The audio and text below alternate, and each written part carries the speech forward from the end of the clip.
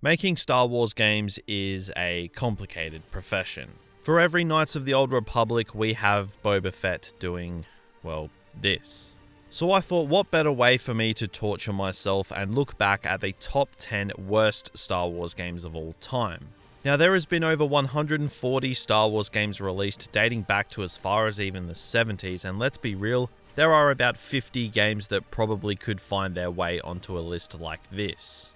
It's fair to say that there has been a lot of terrible Star Wars games released over the years. So how am I going to narrow it down to just 10 for this video? Well, for starters, I'm not going to be one of those YouTubers that sits there and lies to you by saying that I've played all 140 Star Wars games, because I haven't.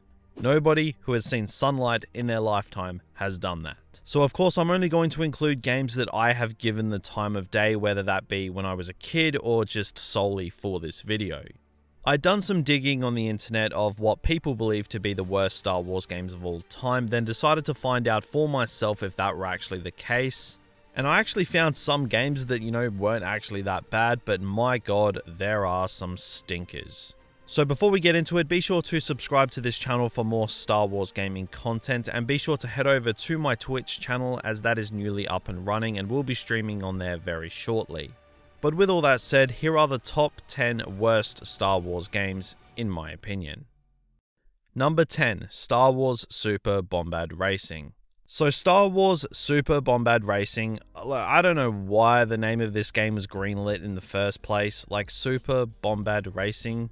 Yeah, this one seemed to be doomed from the start, let's be honest. This game was based on characters solely from The Phantom Menace, which probably wasn't ideal, but it did come out a couple years after The Phantom Menace, so it made sense time-wise. This game was basically a bad Mario Kart game with a Star Wars skin, with big bobble-headed Star Wars characters. Not to mention, this game had some of the worst voice acting I have ever heard in a video game. Like, it's that bad, and the game, I guess, just didn't have full rights to John Williams' Star Wars scores, which honestly would have helped the game a lot, but it just ended up settling for whatever the hell that was. And when you combine all of that with the gameplay that basically defines the words bang average, then you have Star Wars Super Bombad Racing. This is a nostalgia piece for a lot of people, but let's be real, it's not great at all.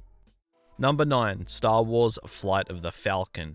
Flight of the Falcon could have been awesome, but this is the game where save checkpoints were that few and far between that you'd sometimes have to go for even hours if you actually wanted to keep your progress. Now, despite the title of the game, you didn't actually just use the Falcon in this game. You could even use Luke's Landspeeder on Tatooine. Not that that is a good idea though, as it basically shows you everything that's wrong with this game.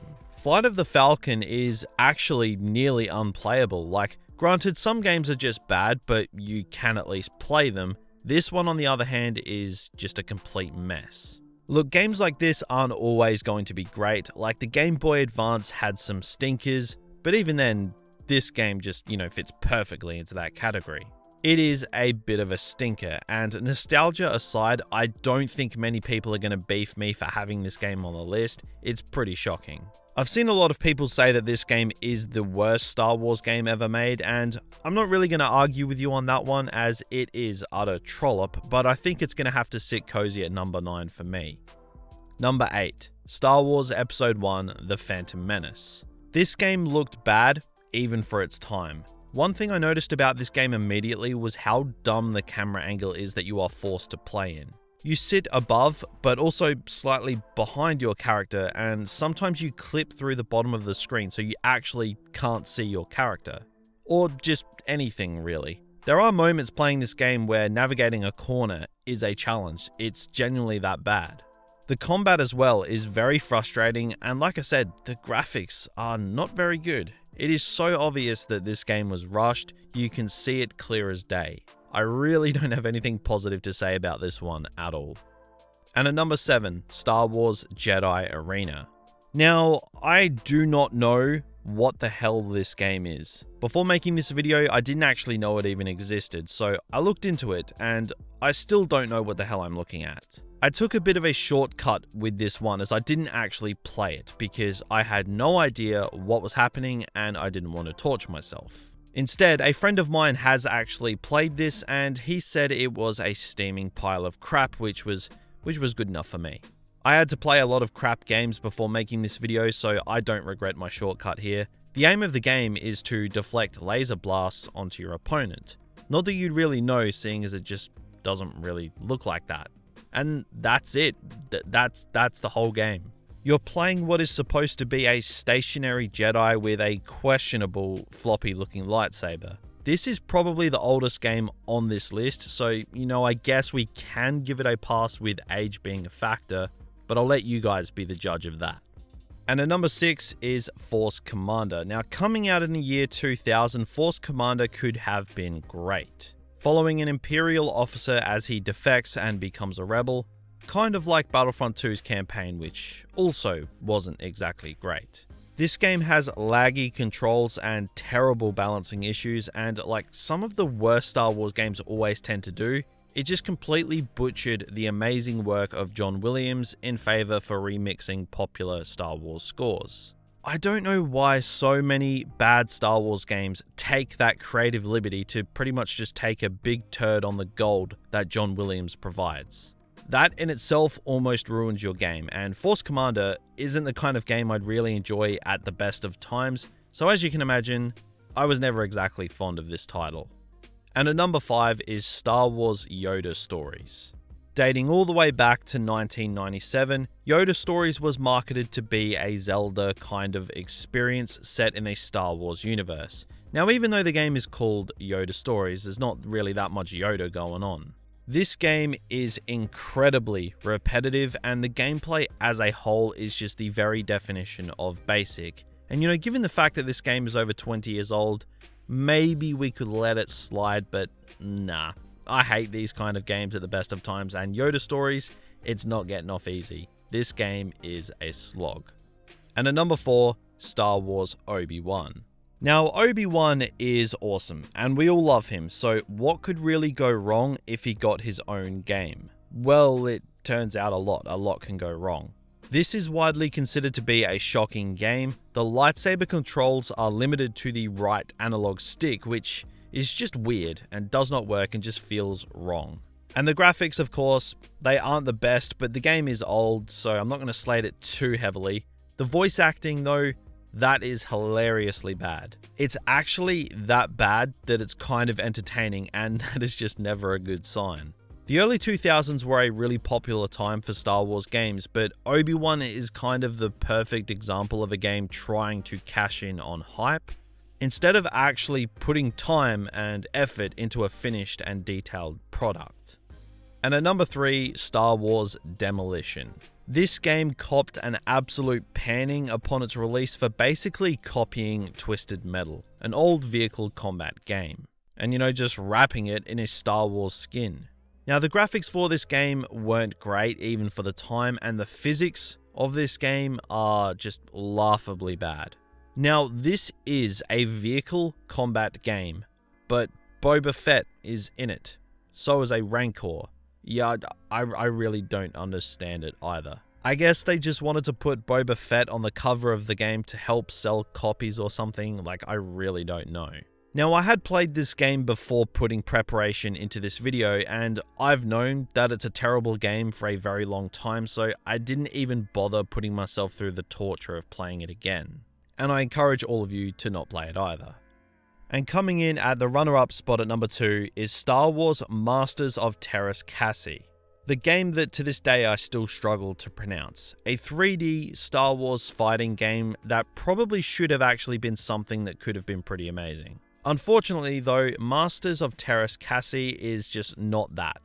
It's really not. I see nothing but a game trying to be a Mortal Kombat-esque game when it's in full swing. But much like Super Bombad Racing trying and failing to be Mario Kart, this game just fails at literally everything a 3D fighting game should be.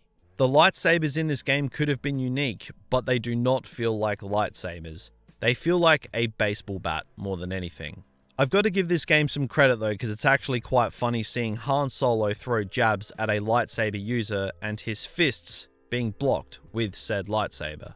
It just does not work, even as a dumb fighting game. But having said that, this game does have a silver lining, and that is Mara Jade is in the game. So I mean, that's got to count for something.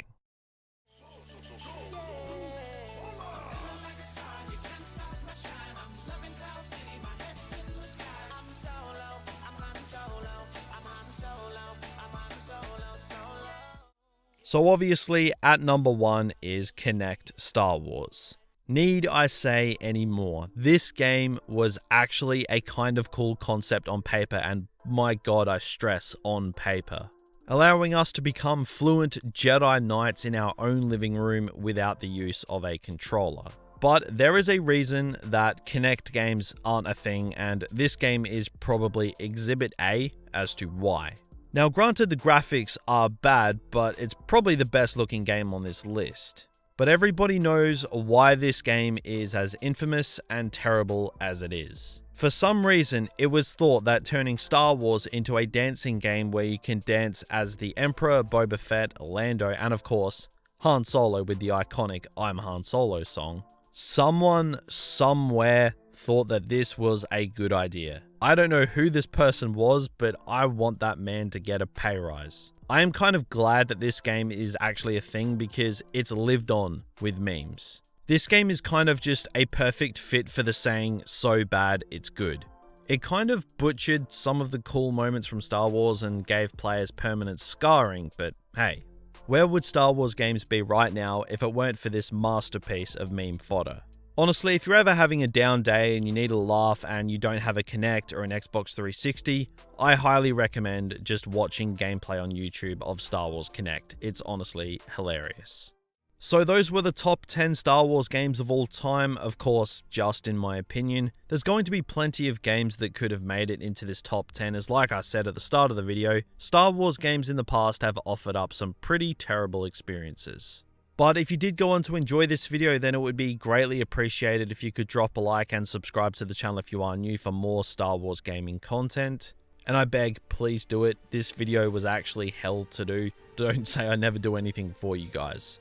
But on a lighter and completely unrelated note, I do have my Twitch channel up and running like I mentioned at the start of the video, so be sure to head over there and drop a follow, as once we get some numbers over there will be upwards of 5 to 8 hour streams a week, and if things go well, it may end up being daily. So be sure to head over there and show the Twitch channel some love. But that's going to be it for me today, so thank you all for watching, and have a good one.